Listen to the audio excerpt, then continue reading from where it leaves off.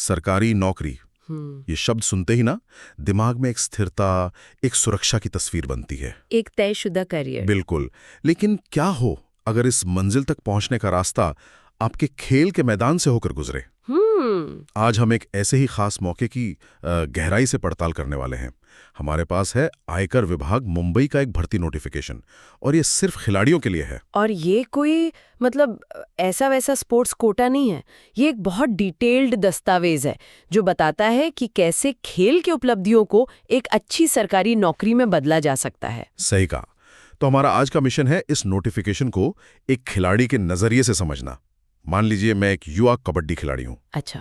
मैंने अभी अभी नेशनल चैंपियनशिप में अपने राज्य के लिए मान लीजिए कांस्य पदक जीता है, और मुझे ये नोटिफिकेशन मिलता है। तो मेरे लिए इसमें क्या है, मुझे किन किन पड़ावों से गुजरना होगा?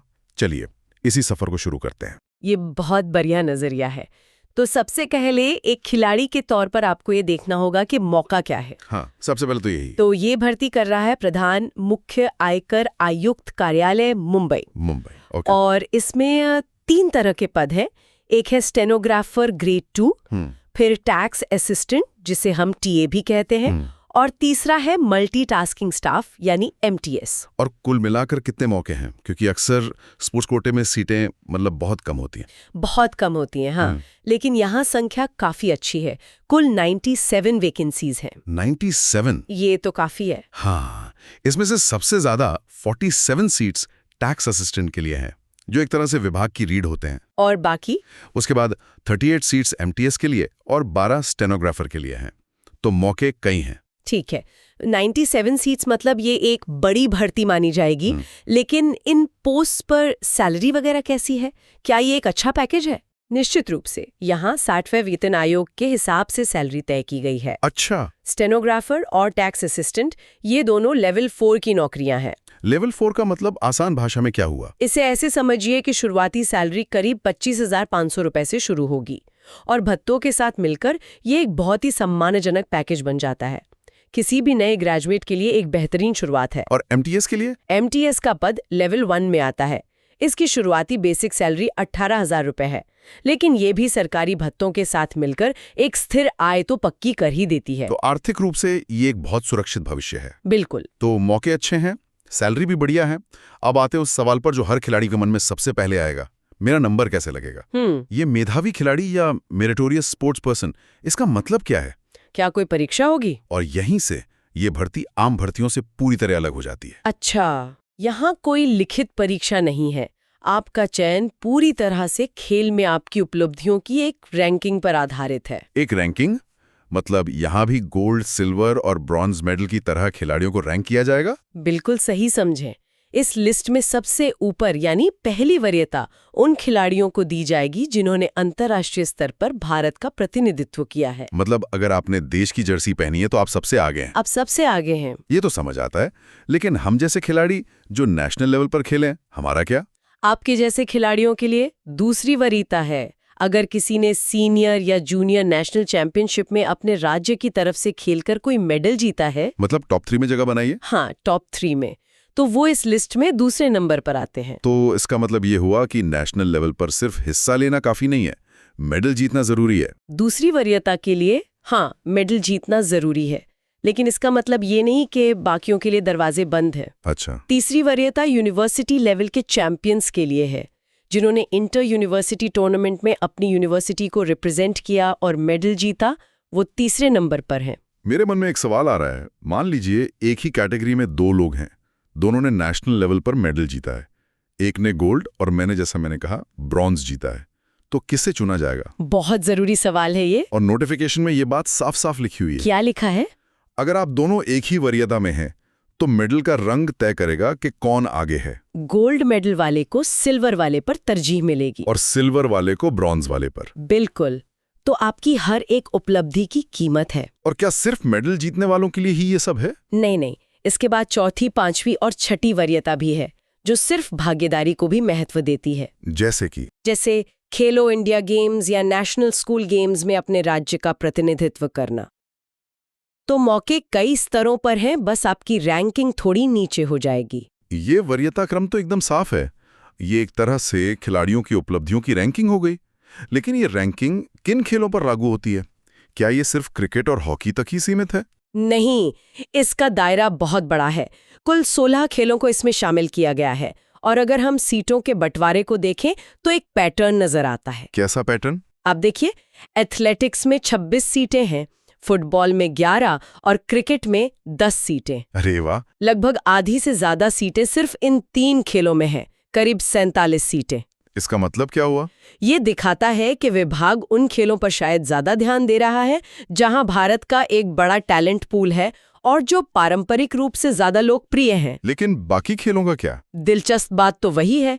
इन बड़े खेलों के अलावा बास्केटबॉल, वॉलीबॉल, कबड्डी, तैराकी, बैडमिंटन जैसे कई और खेल भी हैं। लेकिन जो बात मुझे सबसे अच्छी लगी वो है योगासन, बिलियर्ड्स और स्क्वैश जैसे खेलों को शामिल करना। ये तो बहुत अच्छा है। और सबसे बढ़कर पैरा स्पोर्ट्स को जगह दी गई है, जिसमें बधिर खेल मतलब डेफ स्पोर्ट्स भी शामिल है। वाह! पैरा स्पोर्ट्स को शामिल करना तो वाकई में काबिल तारीफ है। आमतौर पर ऐसी भर्तियों में हम इतनी समावेशिता नहीं देखते। बिल्कुल, ये इस सोच को दिखाता है कि हर तरह की खेल प्रतिभा को मौका और सम्मान मिलना चाहिए।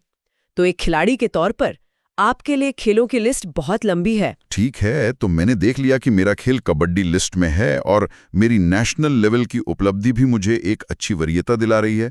अब अगली चीज क्या है? मुझे किन शर्तों को पूरा करना होगा? उम्र, पढ़ाई लिखाई और कोई खास तारीख जिसका मुझे ध्यान रखना हो? ये इस प्रक्रिया का अगला अहम पड़ाव है, जहां पर कई लोग गलती कर देते हैं। अच्छा। सबसे पहले तारीखें।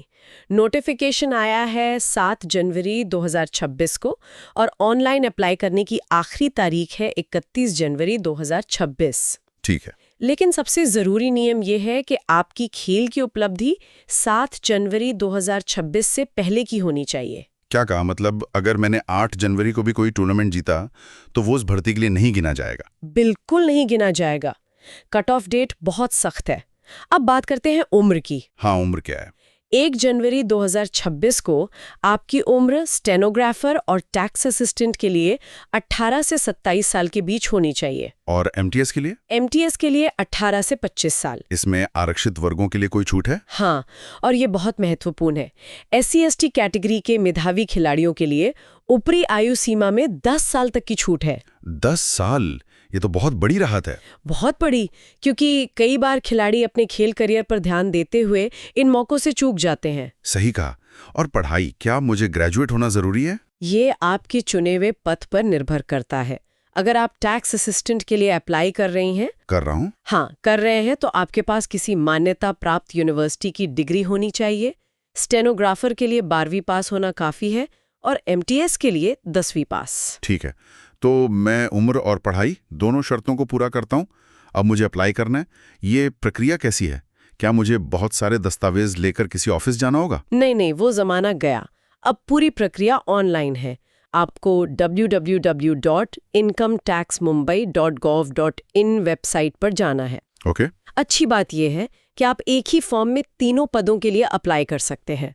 बस आपको अपनी पसंद का क्रम बताना होगा। और कोई फीस भी है? हाँ, 200 रुपए की एप्लीकेशन फीस है जो वापस नहीं होगी। लेकिन इस प्रक्रिया का जो सबसे अहम और आप कह सकते हैं मुश्किल हिस्सा है वो है आपके दस्तावेज। दस्तावेज? हाँ, खासकर आपके स्पोर्ट्स सर्टिफिकेट। मतलब मेरे पास जो मेरी फेडरेशन का सर्टिफिकेट है, क्या वो काफी नहीं है? काफी हो सकता है, लेकिन सिर्फ तभी जब वो सही फॉर्मेट में हो और सही अधिकारी द्वारा साइन किया गया हो। अच्छा। नोटिफिकेशन में इस पर बहुत ज्यादा जोर दिया गया है। हर स्तर के लिए एक खास फॉर्म है और उस पर साइन करने वाले अधिकारी का पद भी तय है। इसे थोड़ा और आसान करके समझाइए। देखिए, ये जो अलग अलग फॉर्म की शर्त है ये थोड़ी जटिल लग सकती है, लेकिन इसे आप अपने खेल के डोपिंग टेस्ट जैसा समझिए। Doping test? हाँ, जैसे वहाँ हर चीज नियम के हिसाब से होती है, वैसे ही यहाँ आपके दस्तावेजों को हर कसौटी पर परखा जाएगा। अगर आपने अंतर्राष्ट्रीय स्तर पर खेला है तो आपको फॉर्म 1 चाहिए जिस पर आपके नेशनल स्पोर्ट्स फेडरेशन के सेक्रेटरी के साइन हो। और नेशनल लेवल के सर्टिफिकेट के लिए? उसके लिए फॉर्म 2 चाहिए जिस पर नेशनल या स्टेट एसोसिएशन के सेक्रेटरी के साइन हो। और यूनिवर्सिटी लेवल के लिए फॉर्म 3 होगा फिर? बिल्कुल, जिसे यूनिवर्सिटी के डीन ऑफ स्पोर्ट्स साइन करेंगे। मूल बात यह है कि आपका सर्टिफिकेट सही फॉर्मेट में और सही अथॉरिटी से साइन होना चाहिए। वरना आपकी सारी मेहनत बेकार जा सकती है। समझ गया, मतलब दस्तावेज एकदम पक्के होने चाहिए।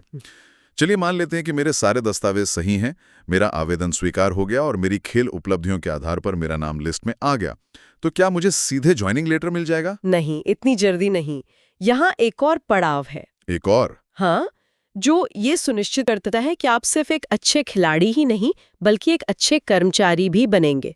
चयन के बाद सबसे पहले आपको 2 साल के प्रोबेशन पीरियड पे रखा जाएगा। Probation period? हाँ। ये क्या होता है? इसे आप एक तरह का ट्रायल पीरियड समझ सकते हैं। इसमें विभाग ये देखता है कि उम्मीदवार काम के माहौल में फिट बैठ रहा है या नहीं। मतलब वो ऑफिस का अनुशासन और काम सीख पा रहा है या नहीं? बिल्कुल।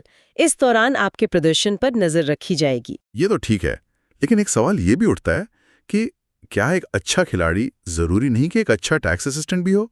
इस कमी को पूरा करने के लिए भी कोई व्यवस्था है? बिल्कुल है, और यहीं पर स्किल टेस्ट की भूमिका आती है। खेल की उपलब्धि आपको दरवाजे के अंदर तो ले आती है, लेकिन नौकरी में बने रहने के लिए आपको उस पद का काम भी आना चाहिए। तो मुझे किस तरह का टेस्ट देना होगा? अगर आपका चयन टैक्स असिस्टेंट के तौर पर होता है तो आपको एक data entry skill test pass करना होगा। डेटा एंट्री मतलब टाइपिंग? हाँ, टाइपिंग। इसमें 8000 की डिप्रेशन प्रति घंटे की स्पीड चाहिए। ये सुनने में तकनीकी लगता है, पर इसका सीधा मतलब है कि आपको एक कुशल टाइपिस्ट होना पड़ेगा। और स्टेनोग्राफर के लिए? उनके लिए डिक्टेशन और ट्रांसक्रिप्शन टेस्ट होगा। उन्हें सुनकर टाइप करना होगा, जो उस पद के लिए सबसे जरूरी कौशल है। तो विभाग ये पक्का कर रहा है कि वो सिर्फ एक खिलाड़ी को नहीं बल्कि एक सक्षम कर्मचारी को भी ला रहे हैं? एकदम सही। इन सब के अलावा भी कोई औपचारिकता है? हाँ, कुछ स्टैंडर्ड प्रक्रियाएं हैं।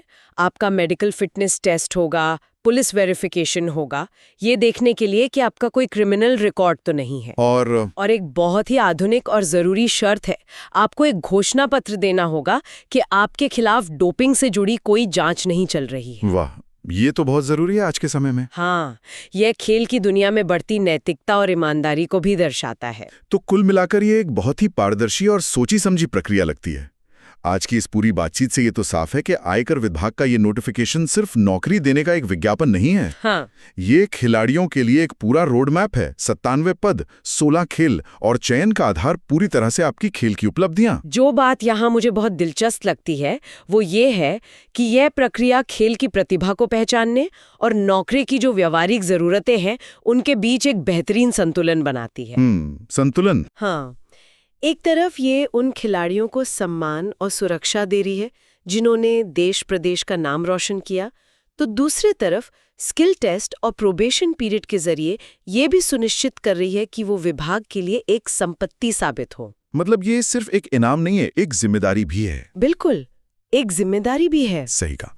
और ये पूरी प्रक्रिया एक बहुत ही दिलचस्प सवाल भी खड़ा करती है, जिस पर सोचा जा सकता है। क्या? कि ये व्यवस्था जो अतीत के खेल गौरव को पुरस्कृत करती है और भविष्य की पेशेवर क्षमता को परखती है, इन दोनों के बीच वास्तव में कितना संतुलन बना पाती है? ये एक बहुत गहरा सवाल है। और खेल के मैदान की आक्रामकता से निकलकर फाइलों और कंप्यूटरों से भरे सरकारी दफ्तर तक का ये सफर एक खिलाड़ी के करियर और उसकी पहचान को लंबे समय में कैसे आकार देता है?